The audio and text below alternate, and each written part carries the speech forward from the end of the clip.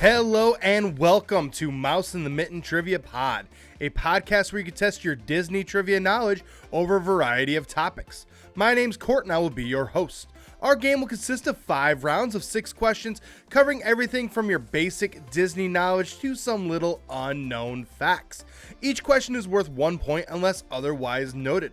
Make sure you follow us on social media on Facebook, Instagram, and TikTok at Mouse in the Mitten. And hey, if you are planning a Disney vacation or you need a little bit of help planning your Disney vacation, would love to help you plan that and would love to help make it as amazing of a vacation as it possibly can be. To do that, all you have to do, email me at mouseinthemitten@gmail.com. We can get you all set up, get you all figured out, and help you navigate that and make your vacation go from good to great. Well, we had some interesting times recently at Magic Kingdom, specifically out in Disneyland. So we're going to start today's round 1 with the simple category of It's a Small World. Now, the news has been weird, and I don't know what ended up happening. I hope that whatever went on, that everyone's okay and everyone is safe. But definitely it has brought It's a Small World and the ride into the forefront of the news. So all these questions have to do with It's a Small World. So let's get started with question number 1. What event was where It's a Small World ride was debuted? Question number 2. What renowned Disney songwriters wrote the It's a Small World song? Question number 3. How many versions of the ride are there across the Disney parks? Question number 4. What company was the original sponsor of It's a Small World? Question number 5. What famous Disney Imagineer is credited with designing the costumes for all the children on the rides? And question number 6. From November 26, 2013 until February 4, 2014, what was created based on It's a Small World ride? All right, I'm going to give you a few seconds worth of music, try to come up with those answers, and then I will return.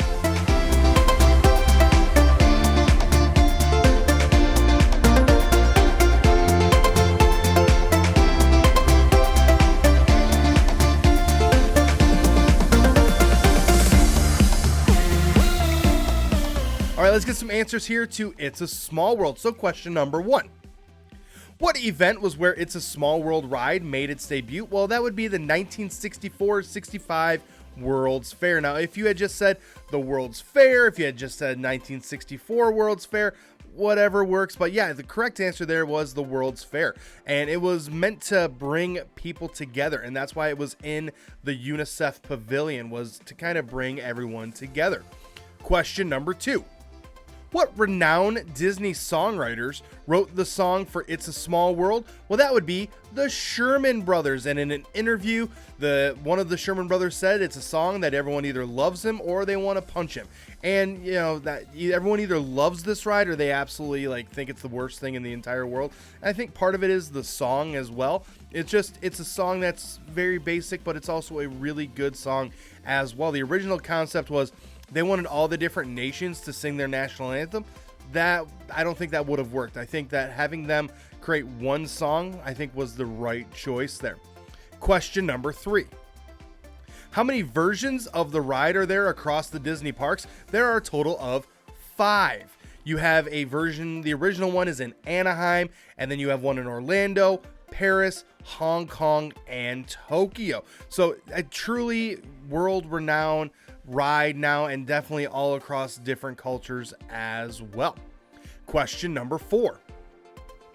What company was the original sponsor of It's a Small World? Well, that would be Pepsi. Now, originally, like I said, it was in the UNICEF Pavilion, but Pepsi was the original sponsor of this ride. And Walt did a great job of getting sponsors for that World Fair, and he's just a great job at getting sponsors in different areas as well, because Pepsi was the sponsor of It's a Small World. But if you watch the documentary that just came out this weekend on Disney Plus about Christmas with Walt Disney, he did a lot with Coca-Cola as well, and Coca-Cola is what is in the parks now. So the fact that we can get these two to kind of, it seemed like almost quote-unquote work together is kind of cool, and I don't know if we could ever see that ever again.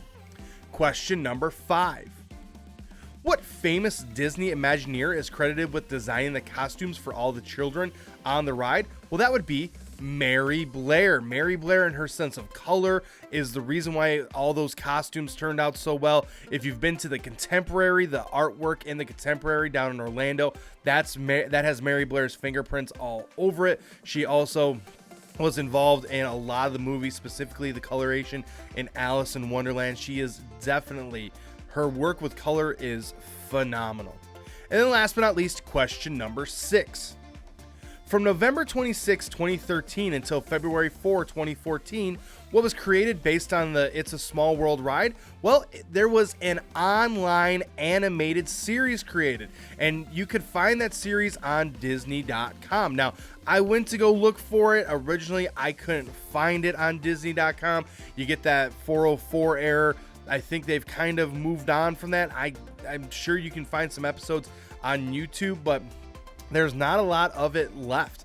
But it seemed like it was a pretty cool little concept, short little episodes. It's all online. So at the time, I mean, we're talking 2013, 10 years ago, short little clips online, short little animated, and there were some other celebrity pop-ups in terms of the princesses and some Disney characters as well. But for my money, It's a Small World is a great ride. It's a lot of fun, and it's just cool to see all the different cultures and how they've brought them together. And it's a ride that is indelible regardless of the news that comes out around it.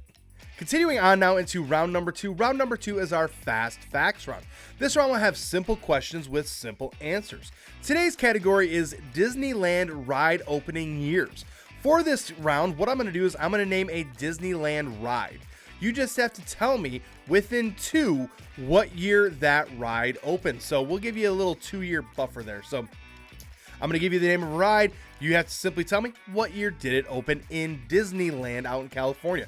So question number 1, Jungle Cruise. Question number 2, the Matterhorn. Question number 3, Pirates of the Caribbean. Question number 4, Space Mountain. Question number 5, Star Tours. And question number 6, The Many Adventures of Winnie the Pooh. Now again, we are looking for when these rides opened in Disneyland. So we're not looking to see when these open in Disney World or in another park around the world. We are looking specifically at Anaheim. So question number 1, the Jungle Cruise. Well, that would be July 17, 1955. So in order to earn the point there, you would have to say between 1953 and 1957. Now, this was one of the very first rides that were there when they opened the park. July 17, 1955 is that opening date of the park. So, cool ride that's been around there for a long, long time. Question number 2, the Matterhorn. Well, that would be June 14, 1959. So in order to earn the point there, you would have to say between 1957 and 1961. It took them a little while. They wanted a ride that was like this, but at the same time, a tubular steel coaster had never been created before. This was one of the first in the world. So the fact that it's in Disneyland in Anaheim is really, really cool. Question number 3, Pirates of the Caribbean. This one opened on March 18, 1967. So in order to get the point there, you would have to say between 1965 and 1969. This was one of those rides where a lot of people thought that it opened when the park did. It did not, but it is a still very classic attraction and a lot of fun. Question number 4, Space Mountain. Well, that one was May 27, 1977. So in order to get the point there, you would have had to say between 1975 and 1979. Now, again, this is what we were talking about with Disneyland. The original is in Disney World, and 2 years later, that opened in Disneyland. So if you had said, oh, that's 1975, That is the year that the Disney World one opened, and you would have gotten the point here, but the one in Disneyland opened in 1977. Question number 5. Star Tours. Well, that opened on January 9th, 1987. So in order to get the point there, we'd have to say between 1985 and 1989. Now, this was before Disney acquired Star Wars. They didn't acquire Star Wars until after Bob Iger took over. So this was the first kind of hint and inkling that Star Wars and Disney were kind of working together, and something that was really cool, and a ride that still holds up to this day. And then question number 6. The Many Adventures of Winnie the Pooh. Well, that opened up in Disneyland on April 11th, 2003. So in order to get the point there, you would have had to say between 2001 and 2005. Now, this ride did replace Mr. Toad's Wild Ride and Wild Adventure, or whatever it was. My personal opinion, I'm a huge Winnie the Pooh fan. So for me, Winnie the Pooh was the right move, and one that I will always choose over Mr. Toad, just because I'm a big Winnie the Pooh fan. Always have been, always will be. But again, some classic rides here, a lot of fun, and definitely worth. I mean, come on, we're talking about Disneyland here, the OG. You gotta go check it out. Continuing on now into our round number 3, and round number 3 is our Connecting the Circles round. For this round, I'm going to ask you 5 questions that may or may not be Disney related, but the answers do relate to each other some way through Disney. And that's going to be your 6th question, is what is that connection? So 5 questions, they may or may not be Disney related. The 6th one is, how do these answers relate to Disney? So let's have a little bit of fun and start with question number 1. Where can you drive miniature cars at a pace of 7 miles per hour? Question number 2. What mode of transportation at the parks gets you from New Orleans Square to Mickey's Toontown to Tomorrowland and back? Question number 3. What is a 9-letter word for a merry-go-round often filled with horses that gallop? Question number 4. While in Wonderland, where does Alice meet the Mad Hatter? Question number 5. Whose flight through London and eventually Neverland can you take inside the parks? And question number 6 is, what is the connection? I'm going to give you a few seconds worth of music, try to make that connection, and then I will return.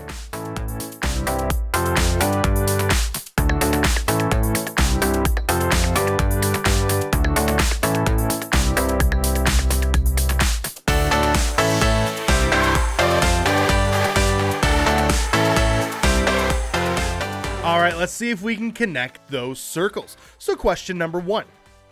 Where can you drive miniature cars at a pace of 7 miles per hour? Well, that would be Autopia. That is the cool little driving experience and you can hop in those little cars, drive off 7 miles per hour. You can actually steer them kind of within the rails, and it's an inspiration for a lot of different versions of it at a lot of different theme parks around the world. Question number 2. What mode of transportation at the parks gets you from New Orleans Square to Mickey's Toontown to Tomorrowland and back? Well, that would be the train. Hopefully that one didn't throw you too much for maybe the monorail or something else like that, but you can take the train around those parks to those different areas. Question number 3. What is a 9-letter word for a merry-go-round often filled with horses that gallop? Well, that would be a carousel. Those are, you can call it carousel, call it a merry-go-round. They're kind of interchangeable, but for me, carousel are filled with horses that go up and down. They look like they're kind of galloping. Question number 4. While in Wonderland, where does Alice meet the Mad Hatter? Well, that would be at the tea party. She meets the Mad Hatter at the tea party. They sing one of the most annoying songs in Disney lore of Unbirthday and everything else like that, but that's where she does officially meet the Mad Hatter. Question number 5. Whose flight through London and eventually Neverland can you take inside the parks? Well, that would be Peter Pan. He takes that flight from London. They pick up Wendy and the other kids, and they end up going to Neverland. So you had answers such as Autopia, Train, Carousel, Tea Party, and Peter Pan. Connection there? Those are all rides that opened on the opening day of Disneyland. We kind of connected rounds 2 and 3 there together. But yeah, that is that connection. All those rides and attractions opened when Disneyland opened. You had the carousel that opened, you had the train that was going around the park, bringing people to the different lands, bringing people to, not to Toontown at the time, but to all the other different parts of the land and other rides. You had Mad Tea Party going on there, and of course Peter Pan's Flight. So a lot of really cool rides, and again, some of the most classic rides and classic attractions when we think of Disney and the parks. Continuing on now into round number 4, it is time. If you have not seen all the social media posts, it is the 10-year anniversary of Frozen. Yes, it's hard to believe that for 10 years kids ages 5 to 10 have been singing off key Let It Go. But it is a great movie. It has spurred a second and soon to be third movie that comes out, and it is definitely a classic Disney movie, despite the fact that it's only been out for 10 years. So let's celebrate this classic movie and let's have some fun with it as well. And let's start out with question number 1. What Hans Christian Andersen story is Frozen based on? Question number 2. Who are the talents who lend their voices to Anna and Elsa? Question number 3. What other Disney animated feature did these two audition for before Frozen? Question number 4. What songwriting couple wrote the music for Frozen and Frozen 2? Question number 5. Who plays the voice of Sven? And question number 6. The dance sequence with the seagulls during In Summer by Olaf is a nod to what classic Disney movie?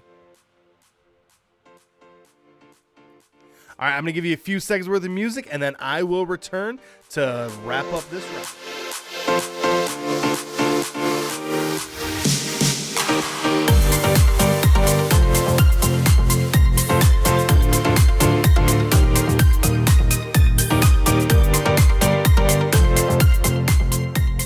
All right, let's wrap up today's round 4 on Frozen. So question number 1. What Hans Christian Andersen story is Frozen based on? It is based on The Snow Queen. Now, last week we talked about how The Little Mermaid was based on Hans Christian Andersen, and I did list The Snow Queen as one of those stories that Disney that he had written that Disney had used. Here is where they used it, was in Frozen. Question number 2. Who are the talents who led their voices to Anna and Elsa? That would be Kristen Bell and Idea Menzel. Kristen Bell, obviously, for Anna, Idea Menzel for Elsa. And I recently watched Frozen this weekend, and my wife and I were talking about this. It seems like for Elsa, Idea Menzel might have been a little bit too much mature of a voice, but man, she still nails it and knocks it out of the park. So, we let that one, kind of quote unquote let it go. But definitely a very talented artist, and so cool to see her getting recognized, because she was known before Wicked and Rent and everything else like that. So to see her getting some love, and then seeing Kristen Bell get notifications for her voice as well, is something that's really, really cool. And we kind of talk about them in the next question. So question number 3. What other Disney animated feature did these two audition for before Frozen? That would be Tangled. Now, they both auditioned for Rapunzel. They both were not selected. They went with Mandy Moore for Tangled, and I think Mandy Moore absolutely kills it and does a great job. But they definitely kept them both in mind when they came out with Frozen just a couple of years later, and it works out really, really well. Question number 4. What songwriting couple wrote the music for Frozen and Frozen 2?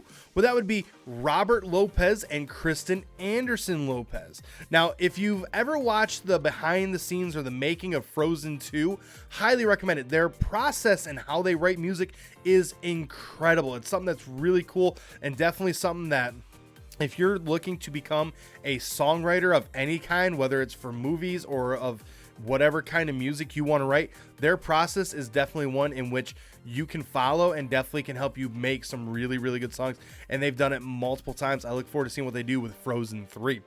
Question number 5. Who plays the voice of Sven? Well, that would be Jonathan Groff. So yes, he does play Kristoff as well. And just like I do with Milo, and I'm sure you do with your pets, you create your own voice for your pets. That's what they had Jonathan Groff do here, was create his own voice for Sven. And it's really cool. And yes, he sings for Sven as well. Last but not least, question number 6. The dance sequence with the seagulls during In Summer by Olaf is a nod to what classic Disney movie? Well, that would be Mary Poppins. And of course, it makes sense. They have the hat, it's the dance sequence with the penguins. Definitely a really cool nod to a classic Disney movie there as well. So again, it's the 10th anniversary of Frozen. It's one that's going to be living on for a long time. So if for some reason you haven't seen it in a while, go ahead, rewatch it. It is very good. And then stick around for Frozen 2 as well. It's worth the rewatch as well. Wrapping up today's game, we're going to play a new game called Name That Year. For this round, what you're going to do is I'm going to give you 5 different movies. All these questions are on different movies, but they all came out in the same year. And that's going to be your 6th question. So these first 5 questions are all Disney movie related, and you just have to name that movie. The 6th question is, what year did these movies come out? So let's get started with question number 1. What is the 3rd Pixar movie to come out and was the first sequel from Pixar? Question number 2. Who is raised in the jungle by apes, but later falls in love with a woman named Jane?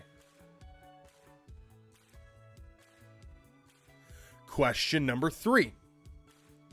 What Disney movie features the animated segments over pieces of classical music and features names such as Steve Martin, James Earl Jones, Penn and Teller, and Angela Lansbury introducing those segments?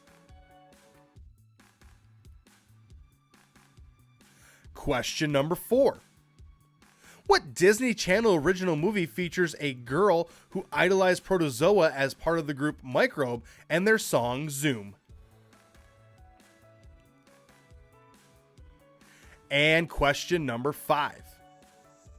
What movie was the first in a series of in almost 16 years and has far and away the most annoying character in that storied franchise's history?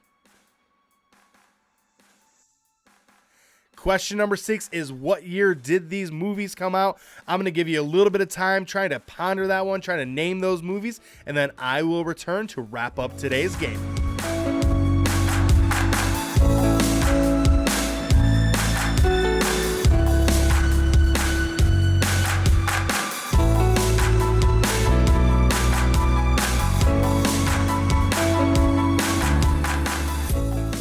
All right, let's wrap up today's game. Let's see if we can figure out what year all these movies came out. So question number 1.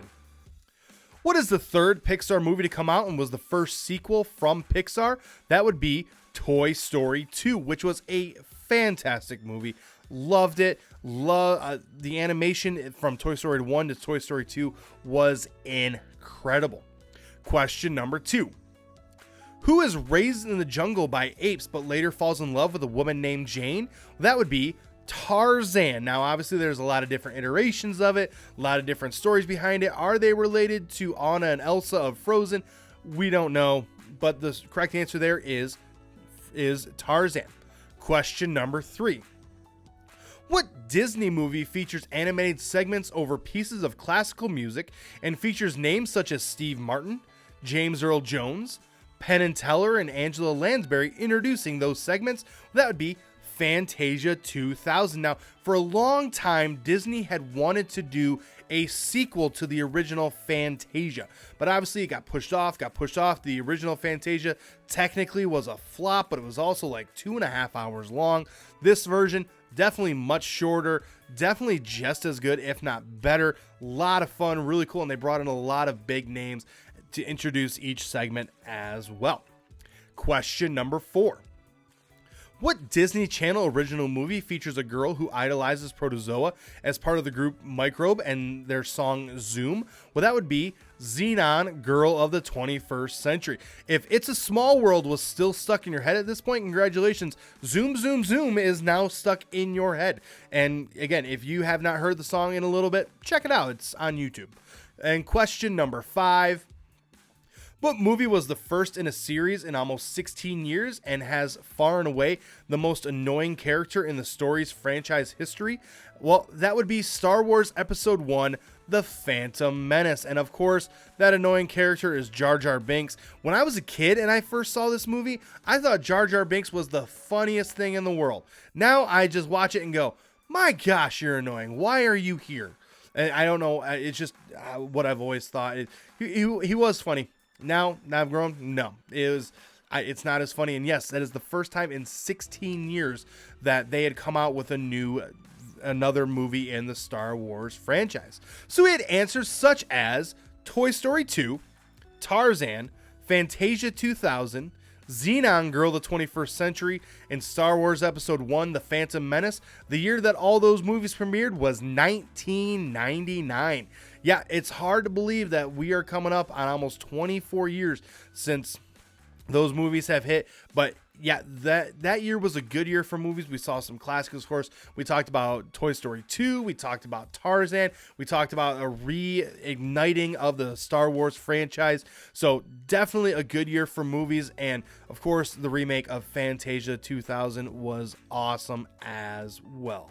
Well, I want to thank you for tuning in this week. I will return next Thursday with more questions and more fun. If you're listening to us as a podcast, if you're over on Apple, make sure you subscribe. Make sure you click that plus and choose to automatically download. If you're listening to us wherever else you are, please make sure you choose to automatically subscribe as well. If you're watching us over here on YouTube, make sure you're subscribed, you hit that thumbs up, turn on that bell for notifications. If you're listening to us as a podcast, leave a 5-star review. Let us know what your score is. If you're watching us on YouTube, again, let us know in the comments what your score was. And again, if you are planning a Disney vacation, let me know. Would love to help get you planned on that. You can email me at mouseinthemitten@gmail.com or by following us on social media and messaging me there on either Facebook, Instagram, or TikTok at mouseinthemitten. Well, hey, my name's Court. The dog's name is Milo. I appreciate you tuning in, and I will see you next time.